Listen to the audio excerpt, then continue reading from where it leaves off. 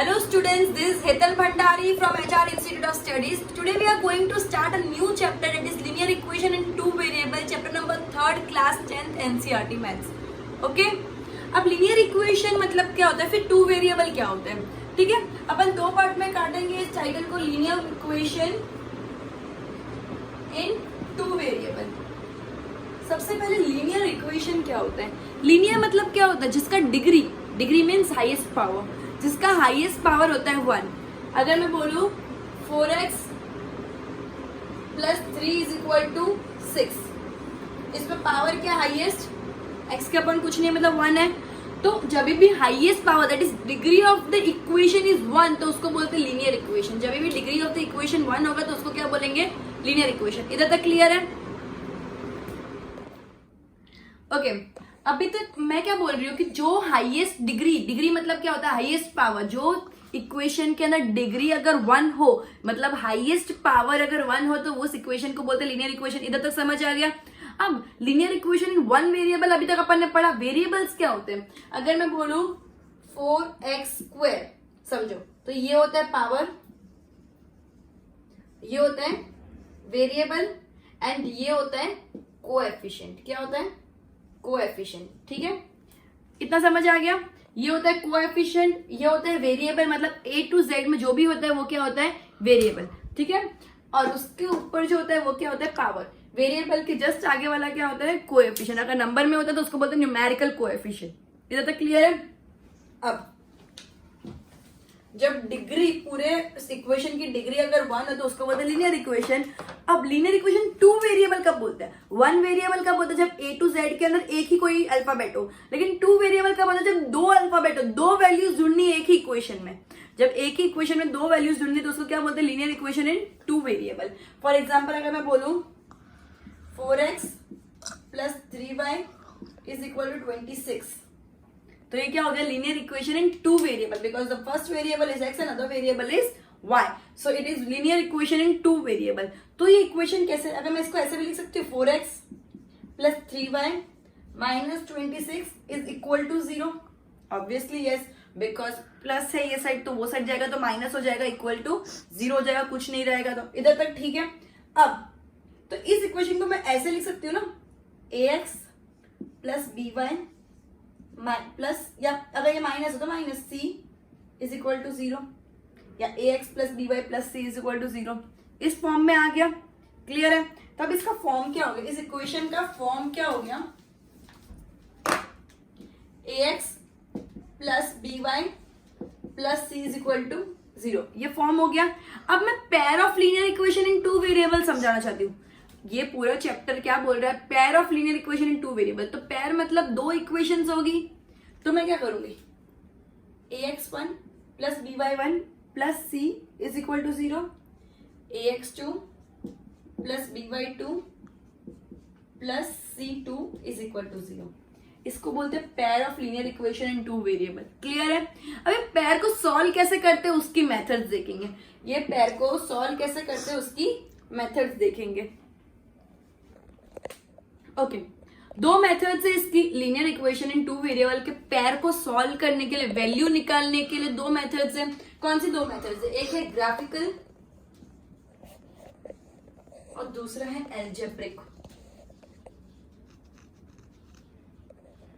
ठीक है, एक है ग्राफिकल, दूसरा है एल्जेब्रिक. ठीक है, अब ग्राफिकल मेथड्स में कैसे कैसे सॉल्व करना है, क्या क्या तरीका होता है, एल्जेब्रिक में क्या क्या होता है, पूरा सॉल्व बताते हूँ. ठीक है, अब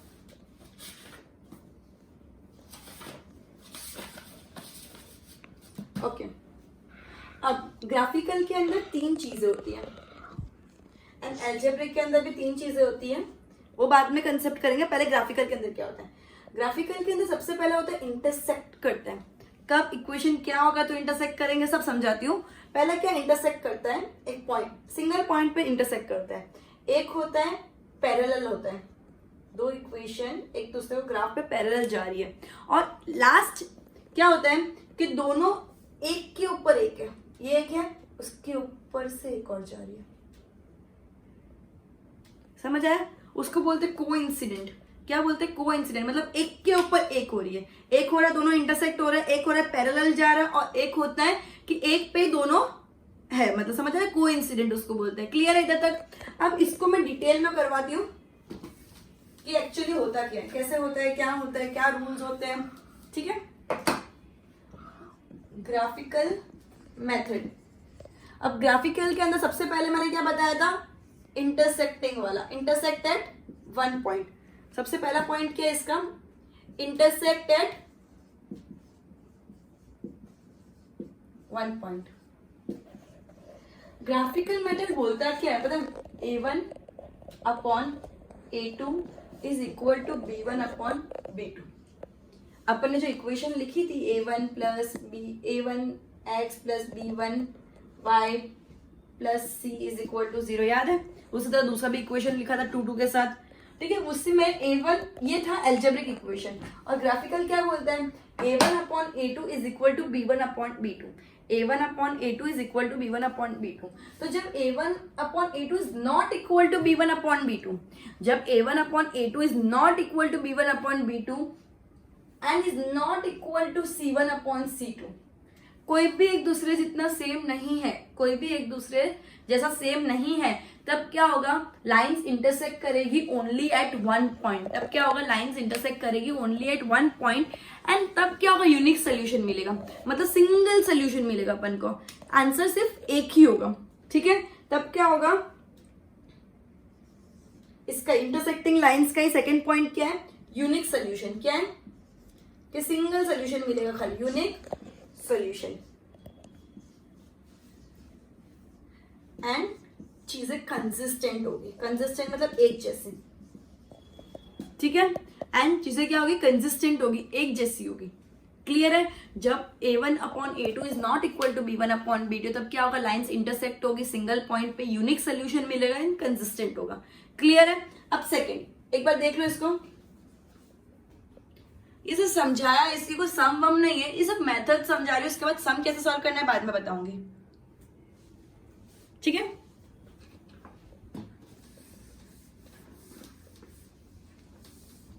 सेकेंड मेथड क्या है, सेकेंड चीज क्या है ग्राफिकल के अंदर ही, सेकेंड क्या है, जब A1 upon A2 is equal to B1 upon B2 and equal to C1 upon C2, जब तीनों एक दूसरे से इक्वल, तब क्या होगा, कोइंसिडेंट। एक लाइन है, उसके ऊपर से दूसरी लाइन जा रही है, तब क्या होगा, कोइंसिडेंट। क्या होगा, कोइंसिडेंट, मतलब एक के ऊपर से दूसरी इक्वेशन जा रही है, तीनों एक जैसा, तब लाइन क्या होगी, कोइंसिडेंट। क्लियर है? जब तीनों एक जैसा होगा तब लाइन क्या होगी, कोइंसिडेंट। तो सबसे पहले उसका क्या पॉइंट आएगा, कोइंसिडेंट है।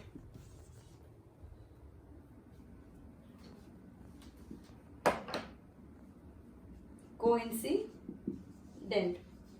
सेकेंड पॉइंट क्या है, इन्फिनेटली मेनी सोल्यूशन, कितने भी सोल्यूशन मिल सकते हैं, उसका क्या था, यूनिक सोल्यूशन। इसका क्या, इन्फिनेटली मेनी सोल्यूशन।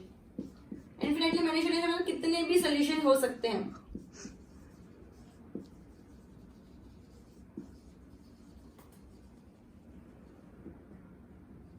ठीक है, एंड तीसरी बात क्या है, कंसिस्टेंट है। ये भी क्या है, कंसिस्टेंट है, मतलब एक जैसा है। क्लियर है? जब A1 upon A2 is equal to B1 upon B2 is equal to C1 upon C2, तब ग्राफिकल मेथड क्या बोलेगी कि इन्फिनेटली बहुत सोल्यूशन हो सकते हैं, लाइंस एक दूसरे से कोई, मतलब इक्वेशन एक दूसरे से, जो ग्राफिकल मेथड में अपन जब इक्वेशन को ग्राफ में दिखाएंगे तो दोनों लाइन एक दूसरे के ऊपर आएगी।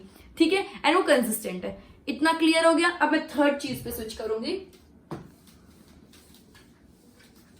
जब A1 अपॉन A2 तो इक्वल है, जब A1 अपॉन A2 तो इक्वल है but is not equal to C1 upon C2, जब A1 upon A2 is equal to B1 upon B2 but not equal to C1 upon C2, तब क्या होगा, lines parallel जाएगी। तब क्या होगा, लाइंस पैरेलल जाएगी। ठीक है, एंड जब लाइंस पैरेलल जाएगी तो इसमें क्या क्या चीजें होंगी, सबसे पहले कोई सोल्यूशन ही नहीं आएगा, इसका कोई सोल्यूशन नहीं है। ठीक है, लाइंस पैरेलल है एंड सोल्यूशन ही नहीं है, मतलब एकदम इनकंसिस्टेंट है।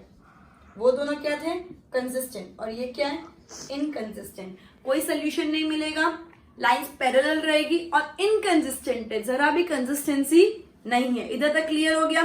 तीनों मेथड्स एकदम क्लियर हो गए। पहला मेथड है जिसके अंदर लाइन इंटरसेक्ट कर रही है, क्यों? Because a1/a2 is not equal to b1/b2, तो लाइन्स इंटरसेक्ट करती है, 1 पॉइंट यूनिक सोल्यूशन मिलता है एंड कंसिस्टेंट होता है। सेकेंड क्या था कि a1/a2 is equal to b1/b2 is equal to c1/c2। तब क्या सिचुएशन होती है, वो को इंसिडेंट हो जाती है लाइन, मतलब एक के ऊपर एक लाइन होती है। उसका सेकेंड पॉइंट क्या था, उसका ही सेकेंड पॉइंट क्या था कि infinitely many solution, and third point क्या था, consistent.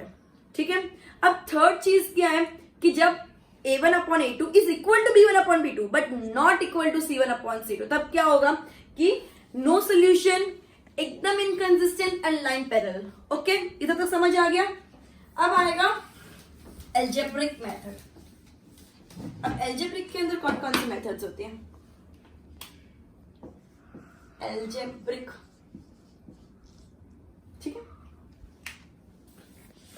Okay. Algebraic expression, algebraic equations कैसी, कौन कौन सी मेथड होती है, अभी वो देखेंगे। तो सबसे पहली मेथड होती है सब्स्टिट्यूशन मेथड। दूसरी मेथड होती है एलिमिनेशन मेथड, एंड तीसरी मेथड होती है क्रॉस मल्टीप्लीकेशन मेथड। कौन सी होती है? Cross multiplication method. जैसे कि अभी अपन ने ग्राफिकल मेथड पढ़ी 3, तो अभी पहले ग्राफिकल मेथड के ऊपर सम्स करेंगे, उसके बाद मैं ये सब मेथड डिटेल में समझाऊंगी। ठीक है, अभी पहले अपन ग्राफिकल मेथड पढ़ेंगे, फिर ये मेथड में डिटेल में समझाऊंगी, बिकॉज अभी इसका कोई रोल नहीं है। ठीक है, तो सबसे पहले अपन ग्राफिकल मेथड के हिसाब से इलस्ट्रेशन 1 सॉल्व करते हैं। ओके, इलस्ट्रेशन 1 क्या बोलता है? Let us take the example given in section 3.1। Akhil goes to a fair with ₹20 and wants to have a ride on the giant wheel and play hoopla। सबसे पहले इसके लिए example 3.1 read करना जरूरी है। 3.1 क्या बोलता है? Akhila went to a fair in her village. She wanted to enjoy rides on the giant wheel and play hoopla. Hoopla is a kind of game जिसके अंदर अपन रिंग डालते, जिस चीज पे रिंग चली गई तो वो चीज अपनी हो जाएगी। ठीक है, मैटर नहीं करता कोई भी गेम है। ठीक है, the number of times she played hoopla is half the number of rides she played on the giant wheel. So let the game played giant wheel, number of times game played giant wheel is equal to x. Therefore number of times played hoopla is equal to y। अगर giant wheel x है तो hoopla y है। ठीक है, अब क्या बोला है? The number of times she played hoopla is half the number of rides she played on giant wheel। तो hoopla is equal to half giant wheel। Number of times she played hoopla is half the number of times she played giant wheel का अगर x है तो उसका आधा क्या होगा? होपला का नंबर ऑफ टाइम। ये इक्वेशन बन गई, ये हो गई मेरी पहली इक्वेशन। ये इक्वेशन है एल्जेब्रिक इक्वेशन। ठीक है, ये हो गई एल्जेब्रिक इक्वेशन। सेकंड क्या बोला है? If each ride cost ₹3 and a game of hoopla cost ₹4, then how would you find out the number of rides she had and how many times she played hoopla provided she spent ₹20? सब next equation क्या होगा कि उसने कोई भी game 3 रुपए में खेली है और हुपला 4 रुपए में खेली है। तो 3 रुपए में हुपला खेली है और 4 रुपए में 3 रुपए में दूसरी गेम खेली, तो जाइंट व्हील भी 3 रुपए में खेली। हर गेम 3 रुपए की है तो जाइंट व्हील भी 3 रुपए की होगी, एंड हुपला 4 रुपए का है तो हुपला 4 रुपए का हो गया। और उन दोनों को खेल के कितने टाइम वो लोग खेले होंगे कि 20 रुपए का खर्चा उसने किया है। वो दोनों कितनी बार खेला होगा कि 20 रुपए का खर्चा। 3 रुपया जितनी बार जाइंट व्हील, 4 रुपए जितनी बार हुपला, एंड दोनों मिला के उसने 20 रुपए ही खर्चे अल्टीमेटली। ये मेरी हो गई दूसरी इक्वेशन। इधर तक क्लियर है? अब इस चीज को अगर मैं सॉल्व करूं, तो मैं कैसे सॉल्व करूंगी? जब भी ग्राफिकल मेथड करते हैं पहले एक बार इसको गो थ्रू कर दो ताकि नेक्स्ट टाइम मैं रब करके ये डिटेल में समझा पाऊं। ठीक है,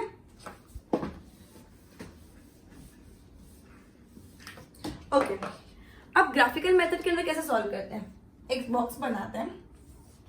ये हो गया मेरा x, ये हो गया मेरा y। ठीक है, 2 इक्वेशन मैंने बनाई थी, दोनों इक्वेशन में एक बार के लिए लिख देते हैं कि y is equal to 1/2 x and मेरी दूसरी इक्वेशन क्या थी 3x plus 4y is equal to 3x plus 4y is equal to 20 because 20 rupees उसने स्पेंड किया था। ठीक है, अब मैं इसमें दो कॉलम बनाऊंगी।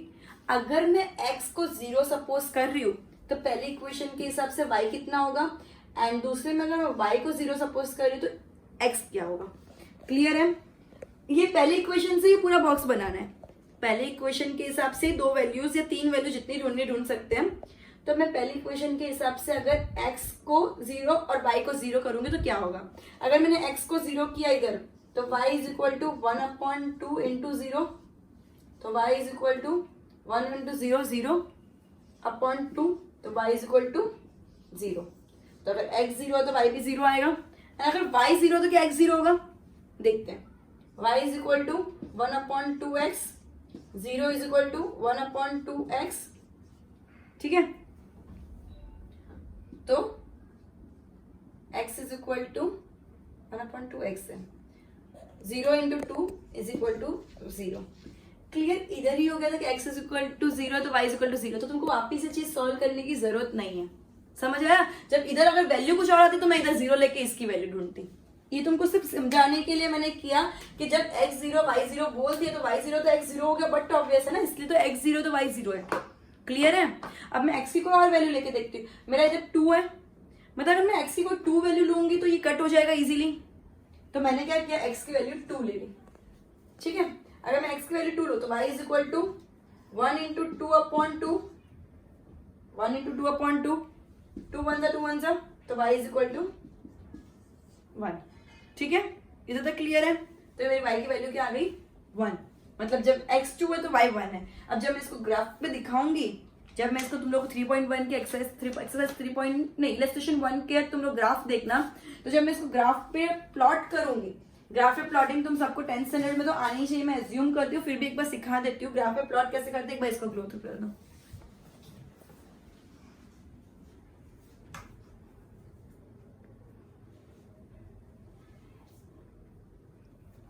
ठीक है, जब मैं ग्राफ पे प्लॉट कैसे करते, सबसे पहले ग्राफ पे प्लॉट करने के लिए मैं इस चीज को रखूंगी। ठीक है, एक्स वाई, अगर ये 0 था तो ये 0 था, ये 2 था तो ये 1 था। ठीक है, इसी तरह नेक्स्ट इक्वेशन से भी हमको निकालना है, सेम कंसेप्ट से नेक्स्ट इक्वेशन से भी निकालना है x और y। इक्वेशन थी 3x plus 4y is equal to 20। ठीक है, अगर मैं x को 0 सपोज कर रही हूँ तो y की वैल्यू क्या आ रही है, तो x को अगर मैं 0 सपोज करूँ तो 3 into 0 plus 4y is equal to 20, तो ये 0 हो गया, plus 4y is equal to 20, तो y इज इक्वल टू 20/4, तो y इज इक्वल टू 5। इतना क्लियर हो गया? तो जब y 0 होगा तो x क्या होगा? क्लियर है?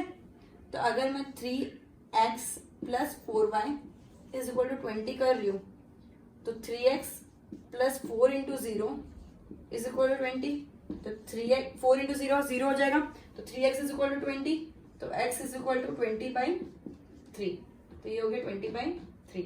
अब यूजुअली ऐसे चीजें अपन को प्लॉट करनी बहुत डिफिकल्ट हो जाती है, तो जरूरी नहीं कि मैं इधर 0 लूँ, मैं ऐसा लूँ जिससे मेरी ये इक्वेशन के अंदर नॉर्मल नंबर्स हो, फ्रैक्शंस नहीं हो। क्लियर है? नॉर्मल नंबर हो, फ्रैक्शन नहीं हो। तो मैंने क्या किया, मैंने y इज इक्वल टू 2 ले लिया। क्यों y इज इक्वल टू 2 लिया? क्योंकि 4 2 से 8 होता है, जब 8 माइनस हो जाता है तो 12 बचता है, 12 3 से डिविजिबल है। क्लियर है? तो ये मैं क्या लूंगी, 3x plus 4y, 3x plus 4y is equal to 20। इसमें मैंने y की वैल्यू क्या ली, 2, तो 3x plus 8 is equal to 20, 3x is equal to 20 minus 8, तो 3x इज इक्वल टू 12, तो x इज इक्वल टू क्या आएगा 12/3, 3 1 जा 3 4 जा, तो x की वैल्यू 4 आ गई। मैंने पूरे इक्वेशन को सॉल्व किया, 3x plus 4y is equal to 20, 3x is equal to 4 into 2 is equal to 20, 3x plus 8 is equal to 20, तो 3x क्या हो गया 20 माइनस 8, तो 3x इज इक्वल टू 12, तो x इज इक्वल टू क्या आया 12/3 दैट इज 4। तो ये क्या आ गया 4, ये क्या आया 4। इधर तक क्लियर हो गया सबको, एकदम क्लियर है। अब एक बार गो थ्रू कर लो।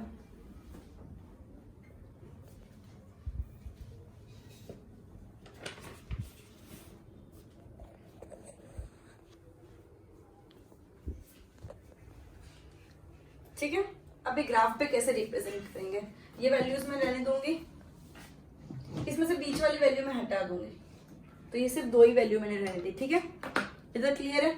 अब ये होता है ग्राफ, ओके, ये हो गया 0, क्या हो गया 0, ओके।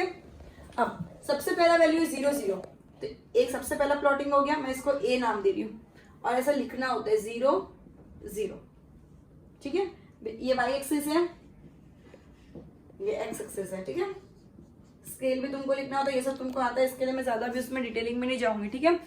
अब नेक्स्ट क्या 2 and 1, मतलब x एक्सिस ये 1 ये 2, x एक्सिस जब 2 है ये 1 ये 2, तो y एक्सिस 1 है, लेकिन x एक्सिस जब 2 है तब y एक्सिस 1 है, x एक्सिस जब 2 है तब y एक्सिस 1 है, तो ये वाला पॉइंट हो जाएगा।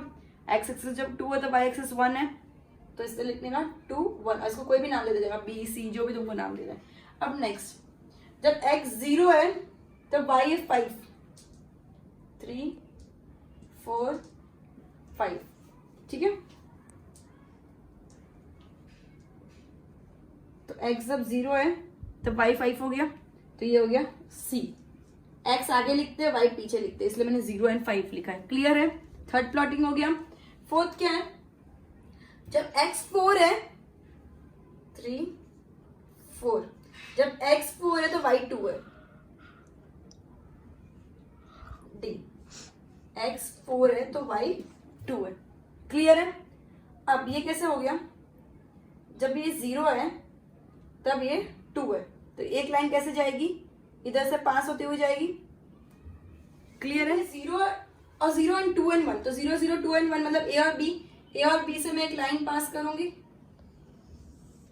ठीक है। और दूसरा है 0 5 and 4 2, 0 5 and 4 2, तो इधर से एक लाइन पास करूंगी, तो एक सिंगल पॉइंट पे मिल रहा है, तो ये कौन सा हो गया, intersecting at one point, that is unique solution. और यूनिक सोल्यूशन जो तुम्हारा पॉइंट आएगा, मेरा अंदर एग्जैक्ट स्केल से ग्राफ नहीं बना हुआ, तो मुझे एग्जैक्टली नहीं पता ये पॉइंट कौन सा है, बट तुम्हारे ग्राफ के अंदर एग्जैक्टली वो पॉइंट आएगा, वो पॉइंट आंसर होगा, क्लियर है, और वही यूनिक सोल्यूशन होगा। Next question, question number 2,